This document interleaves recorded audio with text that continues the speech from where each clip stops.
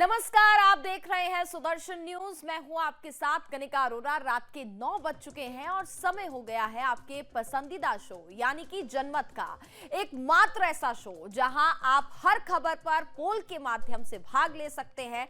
Social media platform x पर जाकर वहां आप वोट करेंगे तो नतीजे आप देखेंगे जनमत में, जहां हर खबर पर आपकी राय भी हम दिखाते हैं आपको। आज हम जिन विषयों पर चर्चा करेंगे उन पर जल्दी से एक नजर डाल लेते हैं। हिंडनबर्ग का खुलासा, इस पर हम चर्चा करेंगे। यानी कि आज हिंडनबर्ग की जो रिपोर्ट सामने आई है उसमें सेबी के चेयरपर्सन को जो घेरा गया है, इस पर हम बात करेंगे।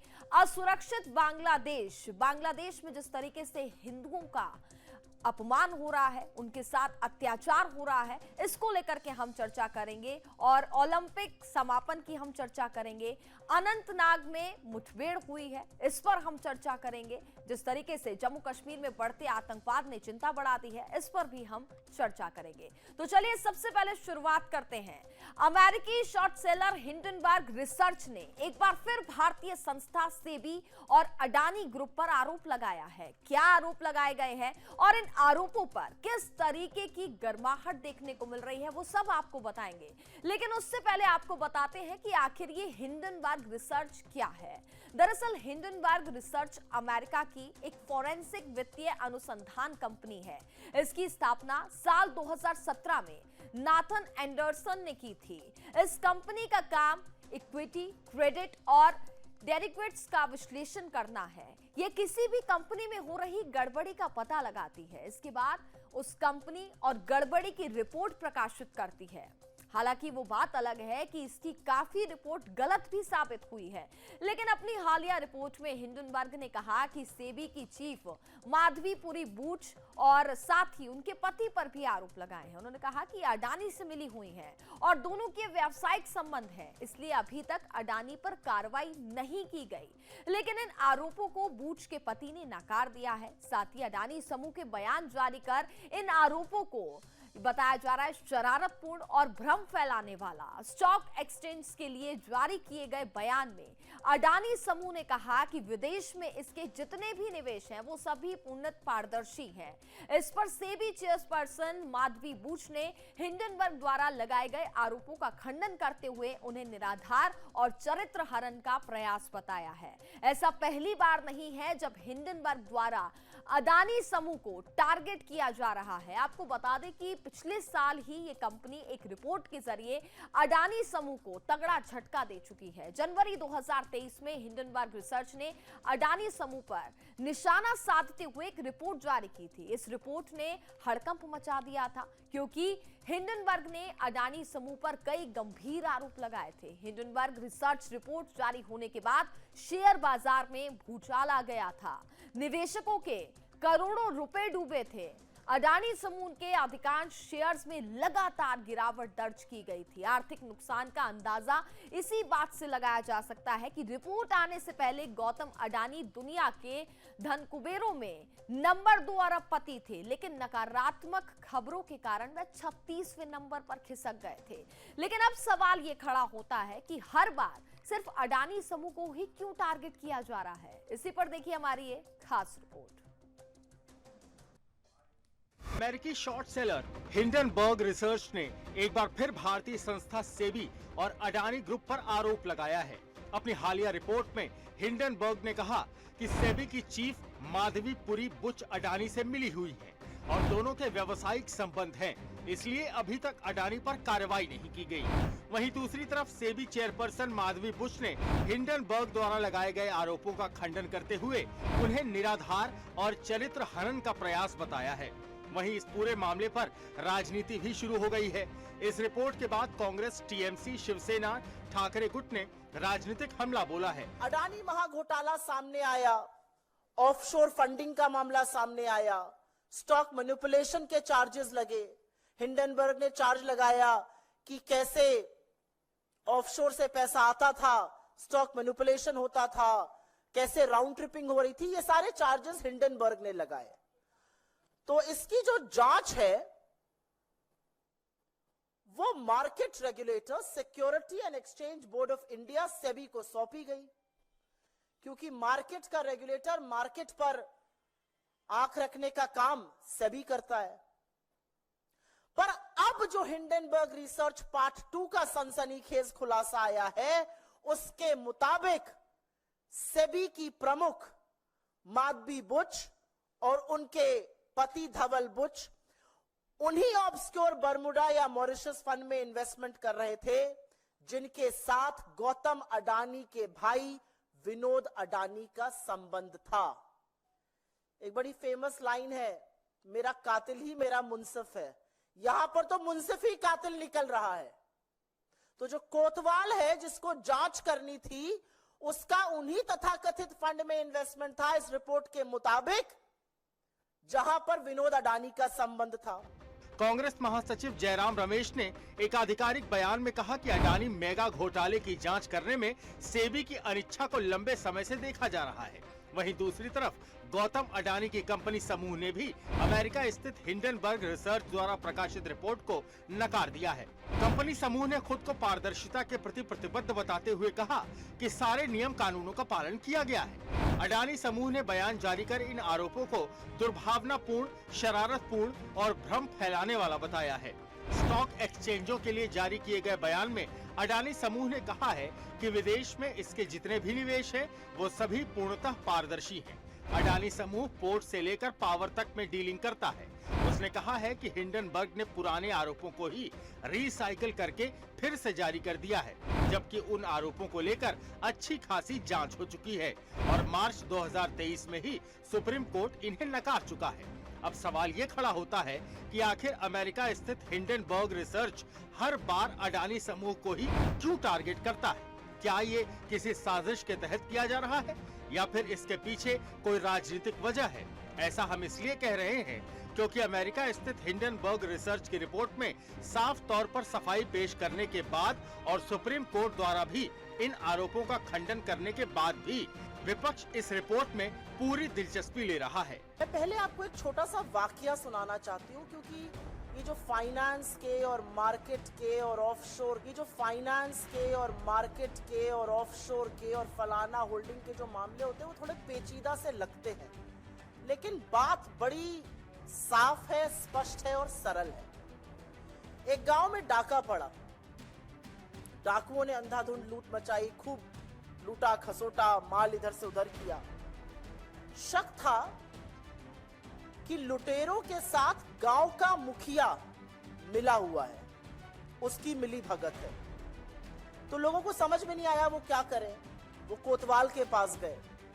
उन्होंने कोतवाल से कहा कि आप जांच कीजिए। तो कोतवाल आनाकानी करने लगा। कोतवाल कभी इधर की बात करे, कभी उधर की बात करे, कहे कुछ सबूत नहीं मिल रहा है। कोतवाल बगले झांकता था। लोग परेशान हो गए।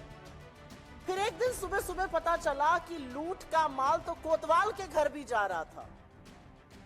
तो एक मुहावरा हमारी तरफ कहा जाता है, जब सैया भय कोतवाल तो डर काहे का। और ऐसी ही कुछ कहानी अडानी महाघोटाले की भी प्रतीत होती है। कांग्रेस का एक ही काम है, देश में अराजकता फैलाना, देश को विवादित मामलों में उलझाना। प्रधानमंत्री जी एक मशाल लेकर, भारतीय जनता पार्टी का एक एक कार्यकर्ता एक मशाल लेकर देश को विकास और प्रगति के मार्ग पर चला रहा है। कांग्रेस केवल भटकाने की कोशिश, अंधेरे में रखने की कोशिश, जो उनकी पद्धति रही है इतने वर्षों से, उसी पद्धति पे कांग्रेस चल रही है। Bureau report, Sudarshan news. और अब इस पूरे मामले पर पोल भी आपको बताते हैं। सवाल ये था कि भारत की अर्थव्यवस्था को टारगेट कर रहा है हिंडनबर्ग, और ये हमारा सवाल। उसके बाद आप देखिए कि इस पर 93% लोग ये मानते हैं कि हाँ, भारत की अर्थव्यवस्था को हिंडनबर्ग की जो रिपोर्ट है वो टारगेट कर रही है, और 7% लोग हैं जो ऐसा नहीं मानते हैं। और अब हम बात करेंगे बांग्लादेश की, जहां शेख हसीना के देश छोड़ने, नई अंतरिम सरकार बनने और जजों के इस्तीफे के बाद भी हालात सामान्य नहीं हुए हैं। जहां अभी भी कट्टरपंथियों द्वारा अल्पसंख्यक हिंदुओं पर हमले और प्रदर्शन के नाम पर कट्टरपंथियों की नाजायज मांगे जारी हैं। वहीं दूसरी ओर बांग्लादेश में प्रधानमंत्री पद से इस्तीफे के 6 दिन बाद शेख हसीना ने अपने एक नए दावे से बांग्लादेश मामले को एक नया एंगल दे दिया है, जिन्होंने कहा है कि अमेरिका का सेंट मार्टिन आइलैंड ना देने की वजह से उनकी सरकार गिर गई है। तो आइए इसी के साथ समझते हैं बांग्लादेश में किस तरीके से जो घटनाक्रम घटा है, बांग्लादेश के घटनाक्रम यानी कि अब तक बांग्लादेश में क्या हुआ है, ग्राफिक्स के माध्यम से आपको बताते हैं। तो जुलाई के आरंभ में छात्रों ने सिविल सेवाओं में कोटा समाप्त करने की मांग पर विरोध प्रदर्शन किया था। यह विरोध तभी से शुरू हुआ, यह प्रदर्शन तभी से शुरू हुआ था। मांग को लेकर शुरू हुआ छात्रों का विरोध प्रदर्शन कट्टरपंथियों के उग्र प्रदर्शन में बदल गया। 21 जुलाई 2024 को सिविल सेवाओं में स्वतंत्रता सेनानियों के रिश्तेदारों के लिए 30% आरक्षण को सुप्रीम कोर्ट ने रद्द कर दिया था। मांग काफी हद तक पूरी होने के बावजूद विरोध प्रदर्शन एक व्यापक सरकार विरोधी आंदोलन में बदल गया था। 5 अगस्त को इस्तीफे की मांग के साथ प्रदर्शनकारियों ने प्रधानमंत्री शेख हसीना के सरकारी आवास पर धावा बोला था।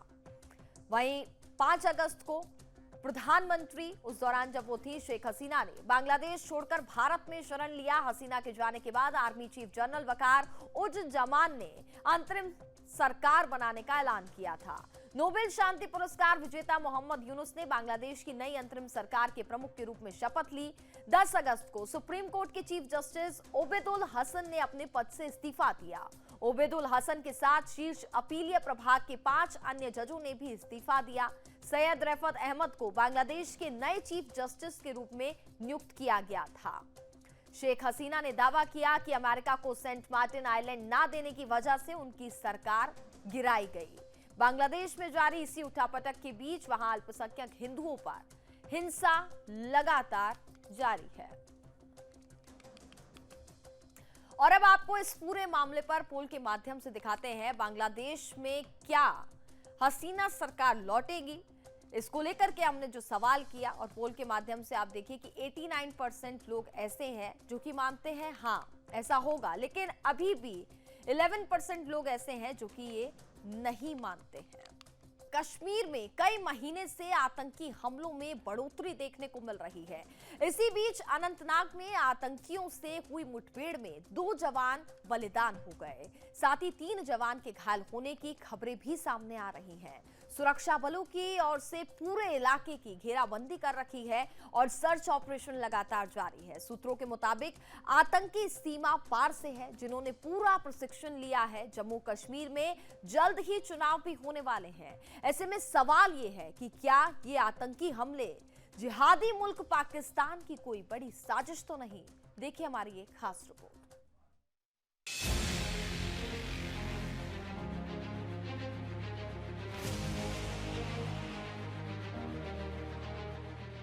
जम्मू कश्मीर में एक बार फिर आतंकियों ने भारतीय सेना को अपना निशाना बनाया है, जिसके चलते अनंतनाग में सुरक्षा बलों और आतंकवादियों के बीच मुठभेड़ के बाद 2 सैनिक शहीद हो गए। रिपोर्ट्स के मुताबिक पिछले 1.5 महीनों में आतंकी हमलों की संख्या में खासा इजाफा देखने को मिला है। इन सब के बीच गौर करने वाली बात यह है कि ये सारे हमले उसी दौरान हो रहे हैं जब हिंदू आस्था का केंद्र बाबा अमरनाथ की यात्रा चालू है। जब सेना ने यात्रा को लेकर कड़े सुरक्षा इंतजाम किए तो अपना मकसद पूरा न होने की हताशा में आतंकियों ने जम्मू पर फोकस किया।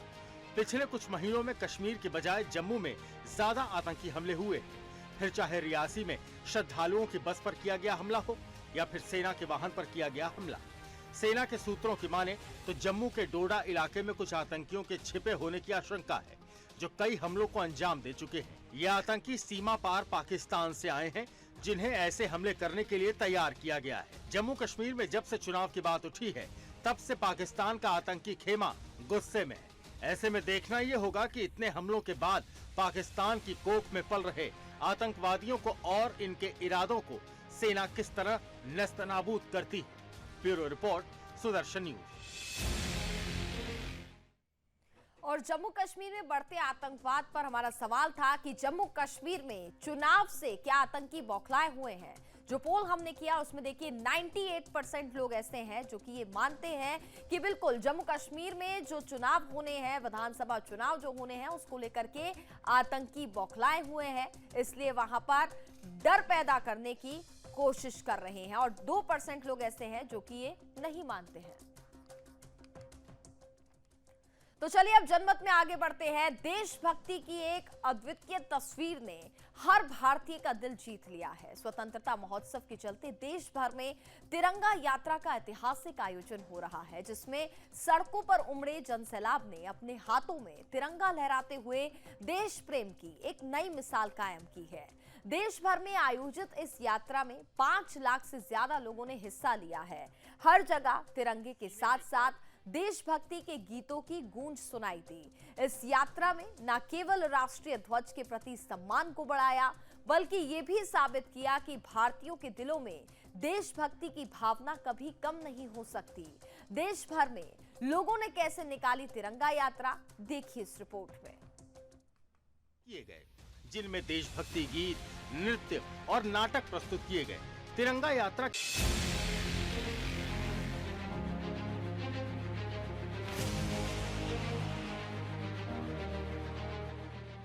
आजादी के अमृत महोत्सव के अंतर्गत देश भर में तिरंगा यात्रा का आयोजन भव्य रूप से किया जा रहा है। इस यात्रा में पूरे भारत से लगभग 5 लाख से ज्यादा लोग शामिल हुए। इस यात्रा में स्कूल और कॉलेज के छात्रों से लेकर सामाजिक संगठनों के कार्यकर्ता, सरकारी अधिकारी और आम नागरिक बढ़ चढ़कर हिस्सा ले रहे हैं। यात्रा का उद्देश्य तिरंगे के प्रति सम्मान को जागृत करना और देशभक्ति की भावना को प्रबल करना है। इस यात्रा के दौरान देश के विभिन्न हिस्सों में 10,000 से ज्यादा रैलियों का आयोजन किया गया, जहां लोगों ने सीने में गर्व, दिल में देशभक्ति और हाथों में तिरंगा लेकर सड़कों पर परेड की। नजारा वाकई देखने लायक था।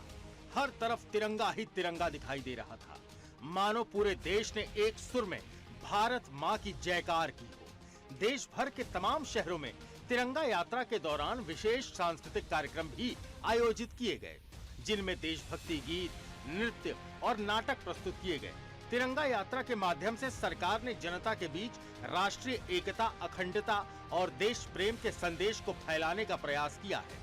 इसमें भाग लेने वाले लोगों की संख्या ने ये साबित कर दिया कि आज भी तिरंगे के प्रति लोगों का प्रेम और सम्मान अडिग है। तिरंगा यात्रा का ये आयोजन न केवल एक सांस्कृतिक कार्यक्रम है, बल्कि ये देश के प्रति समर्पण और त्याग की भावना को पुनर्जीवित करने का एक महत्वपूर्ण प्रयास भी है। Bureau report, Sudarshan news.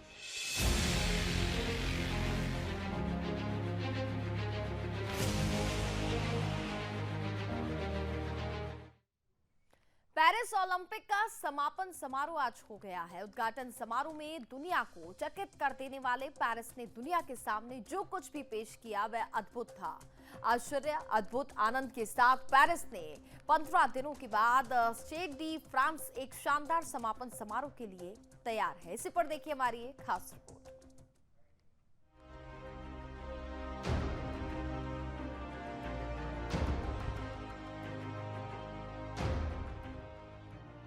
Scene नदी के किनारे हुए उद्घाटन समारोह से अलग स्टेडियम में होने वाले समापन समारोह को 80,000 लोगों एक साथ देखेंगे। उद्घाटन समारोह में दुनिया को मंत्रमुग्ध कर देने वाले थॉमस जॉली ने ही समापन समारोह का भी निर्देशन किया है। स्टार टॉम क्रूज और बेल्जियम की गायिका एंजल सहित कई हस्तियां इस खास शाम को 4 चांद लगाएंगी। सितारों की परेड के बाद ओलंपिक ध्वज अगले विश्व खेल आयोजन स्थल यानी कि लॉस एंजल्स को सौंप दिया जाएगा। भारतीय दल के ध्वजवाहक के रूप में मलयाली स्टार PR श्रीजेश और मनु भाकर अगुवाई करेंगे। आखिरी दिन भारत का कोई मुकाबला नहीं है। टोक्यो के 7 पदकों की बराबरी तो नहीं कर सका, लेकिन भारत 1 रजत और 5 कांस्य सहित 6 पदक जीतकर पेरिस से लौट रहा है। अगर विनेश फोगाट की अपील पर अनुकूल फैसला आता है तो भारत का पदक तालिका टोक्यो की बराबरी कर लेगा। फिलहाल भारत पदक तालिका में 71वें स्थान पर है। आज महिला मैराथन, साइकिलिंग, कुश्ती, वॉलीबॉल, हैंडबॉल, बास्केटबॉल स्पर्धाओं के फाइनल मुकाबले खेले गए। पदक तालिका में पहले स्थान के लिए अमेरिका और चीन के बीच कांटे की टक्कर हुई। 39 स्वर्ण, 27 रजत और 24 कांस्य पदक के साथ चीन पहले स्थान पर है। वहीं 38 स्वर्ण, 42 रजत और 42 कांस्य पदक के साथ अमेरिका दूसरे स्थान पर है। वहीं पेरिस में आज समापन समारोह के साथ ही मानवीय शक्ति के इस महाकुंभ का समापन होगा और खेल जगत की निगाहें अब लॉस एंजलिस पर होंगी। और अब बात करते हैं बांग्लादेश की। बांग्लादेश में हिंदुओं का नरसंहार हो रहा है और वहां के अल्पसंख्यक हिंदुओं में अभी भी काफी डर का माहौल है। बांग्लादेश में हिंदुओं की गंभीर स्थिति को देखते हुए भारत सरकार को हिंदुओं और बांग्लादेश के सामाजिक कार्यकर्ताओं के खिलाफ कार्रवाई करनी चाहिए। भारत सरकार को बांग्लादेश में कट्टरपंथी जिहादियों द्वारा हिंदुओं पर हो रहे अत्याचार को रोकने और उन्हें सुरक्षा प्रदान करने के लिए तत्काल कार्रवाई करनी चाहिए।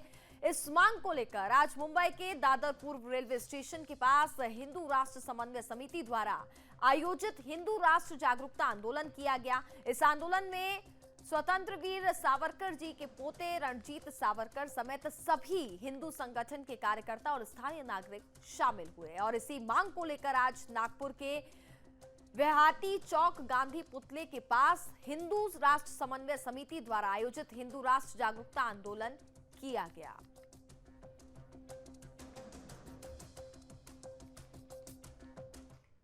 बांग्लादेशमधील हिंदू उदयधुरी प्रवक्ता हिंदू जनजागृती समिति। भाइयों, आरक्षण का मुखौटा ओढ़े इस्लामिक आतंकवाद ये सिर्फ हिंदुओं के वंश विच्छेद के लिए बांग्लादेश में किया गया है, ये स्पष्ट है। और उसको लश्कर का समर्थन है, ये भी स्पष्ट हो गया है। हम भारत सरकार से मांग करते हैं कि जल्द से जल्द जो वहाँ जो लश्कर है उनको सख्त ताकीद दी जाए कि हिंदुओं की रक्षा करे। वहाँ की सरकार जो बांग्लादेश में नई सरकार बनी है उनको स्पष्ट रूप से कह देना चाहिए कि हिंदुओं की रक्षा करें। हिंदू वो जो विस्थापित हो गए हैं तो उनकी जो दुकान है, घर है या फिर उनकी जो हत्याएं है तो वो जिन्होंने किया उन पर कड़क कार्रवाई हो और उनकी रक्षा हो। यहाँ तक कि जो हमने सीएए कानून बनाया है तो सीएए कानून के अंतर्गत वहाँ के बांग्लादेशी हिंदुओं को सम्मानित तरीके से भारत में वापस लिया जाए, यही मांग हम कर रहे हैं। और संयुक्त राष्ट्र संघ को तुरंत ही उन्होंने आदेश देना चाहिए कि बांग्लादेश का दौरा करे और एक समिति गठन करे कि वहाँ वंश विच्छेद किस तरह से हो रहा है। इसमें जो हिंदुओं का नरसंहार शुरू हुआ है वो अत्यंत निंदनीय है और ये एक हिंदू समाज के लिए खतरे की घंटी है। आज लोग नहीं जानते कि पिछले 75 साल में भारत के विभाजन के पश्चात करीबन 7 से 8 करोड़ हिंदू पाकिस्तान और बांग्लादेश में मारे गए हैं और आज अगर हमारी सरकार को इस पे एक्शन ना ले तो जो 2-2.5 करोड़ आज बचे हैं वो भी वहाँ मर जाएंगे। इसलिए मेरी सरकार से मांग है कि जैसे 1971 में इंदिरा गांधी ने जो कार्रवाई की और पाकिस्तान के 2 टुकड़े किए, वैसे आज बांग्लादेश के खिलाफ वो कार्रवाई करें और जो हिंदू बहुल विभाग है वहाँ से वो हिंदुस्तान से जोड़े जाए। हिंदू राष्ट्र जागृति आंदोलन के माध्यम से हम सभी विविध संगठनों के हिंदुत्वनिष्ठ पदाधिकारी, मंदिर न्यासी और कई कार्यकर्ता आज हम सब यहाँ पे एकत्र आए हैं। आज बांग्लादेश में, भारत के पड़ोसी बांग्लादेश में एक आंदोलन के माध्यम से वहाँ पे सरकार पलट दी गई और आज इस आंदोलन का स्वरूप पूरी तरह से बदल चुका है और वो एक हिंदू विरोधी आंदोलन करके सामने आ रहा है।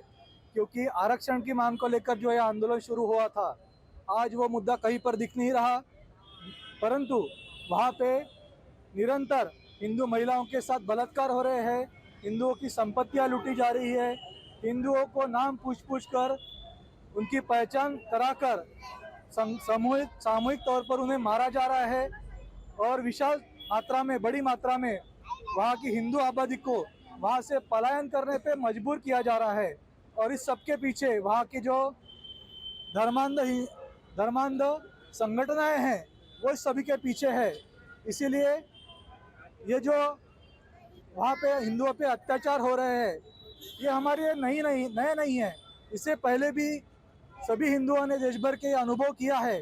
जब पाकिस्तान अलग हुआ था तब भी यह हुआ था, कश्मीरी हिंदुओं के साथ जो हुआ था तब भी यही हुआ था, मोपला नरसंहार में हुआ था, नौखाली में हुआ था और आज 2024 में बांग्लादेश में ये हो रहा है, तो हिंदुस्तान जो कि दुनिया भर के हिंदुओं के लिए एकमात्र आशा स्थान है, हम सभी हिंदू भारत सरकार से मांग कर रहे हैं कि बांग्लादेश में जो हिंदुओं पे अत्याचार हो रहे हैं उसे रोकने के लिए तुरंत कड़ी सैन्य कार्रवाई भारत सरकार करे। धर्मांतरण की उत्तर प्रदेश के मेरठ में सामूहिक धर्म परिवर्तन कराने की साजिश का भंडाफोड़ हुआ है। यहां सत्संग की आड़ में दलित परिवारों का क्रिश्चियन कन्वर्जन कराने की कोशिश की जा रही थी। आपको बता दें कि किराए पर मकान लेकर खेला जा रहा था धर्मांतरण का ये गंदा खेल, लेकिन जब मौके पर पुलिस पहुंची तो पुलिस को देखकर सबका मालिक एक बताने वाला फादर वहां से फरार हो गया।